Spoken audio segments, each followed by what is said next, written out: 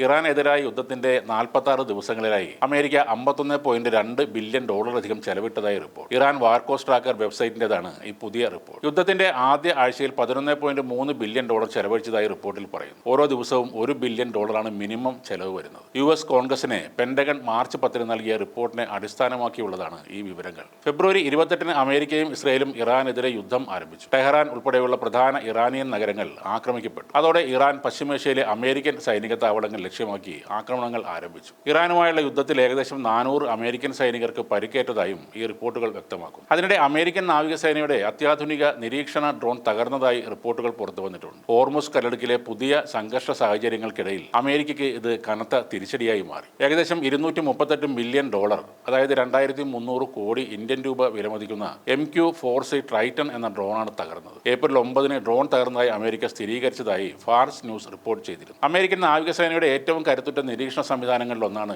North Grumman വികസിപ്പിച്ചെടുത്ത MQ-4C Triton. സമുദ്ര ഗതാഗതവും സൈനിക നീക്കങ്ങളും തത്സമയം നിരീക്ഷിക്കാൻ കഴിവുള്ള ഈ ഡ്രോണിന്റെ തകർച്ച വലിയ നഷ്ടമായും വീഴ്ചയുമായാണ് വിലയിരുത്തപ്പെടുന്നത്. ഇറാനുമായി താൽക്കാലിക വെടിനിർത്തൽ കരാർ നിലനിൽക്കെ ഉണ്ടായ സംഭവം മേഖലയിൽ വീണ്ടും ആശങ്കകൾക്ക് വഴി തുറന്നിരിക്കുകയാണെന്ന് റിപ്പോർട്ടുകൾ ചൂണ്ടിക്കാട്ടും. അന്താരാഷ്ട്ര വ്യോമാതിർത്തിയിൽ പതിവ് നിരീക്ഷണങ്ങൾ നടത്തിക്കൊണ്ടിരിക്കെ ഈ ഡ്രോൺ അടിയന്തര സാഹചര്യങ്ങളെ സൂചിപ്പിക്കുന്ന ഒരു സന്ദേശം അയച്ചിരുന്നു എന്നാണ് റിപ്പോർട്ടുകൾ പറയുന്നത്. ഏകദേശം 50,000 അടി ഉയരത്തിൽ പറന്നുകൊണ്ടിരുന്ന ഡ്രോൺ പെട്ടെന്ന് 10,000 അടിയിലേക്ക് താഴുകയും പിന്നീട് അപ്രത്യക്ഷമാവുകയും ചെയ്തെന്നാണ് ദ വാർസോൺ റിപ്പോർട്ടുകൾ പറയുന്നത്. അതേസമയം ഈ സംഭവത്തിന്റെ കൃത്യമായ സ്ഥലം അമേരിക്കൻ നാവികസേന ഇതുവരെയും വെളിപ്പെടുത്തിയിട്ടില്ല. സുരക്ഷാ കാരണങ്ങളാലാണ് വെളിപ്പെടുത്താത്തത് എന്നാണ് വിശദീകരണം. നശിച്ച തകർന്ന അവസ്ഥയിലാണെങ്കിലും ആധുനികമായ ഈ ഡ്രോൺ ശത്രുക്കളുടെ കയ്യിൽ കിട്ടാതിരിക്കാനാണ് ഈ മുൻകരുതൽ എന്നും റിപ്പോർട്ടുകളുണ്ട്. ഈ ഡ്രോണിന് 2 ലോക്ഹീഡ് മാർട്ടിൻ F-35 യുദ്ധവിമാനങ്ങളെക്കാൾ വില കൂടുതലാണ്. ഡ്രോൺ തകർന്നു വീണതായും എന്നാൽ ജീവനക്കാർക്കൊന്നും പരിക്കേറ്റിട്ടില്ലെന്നും അമേരിക്കൻ നേവി കമാൻഡ്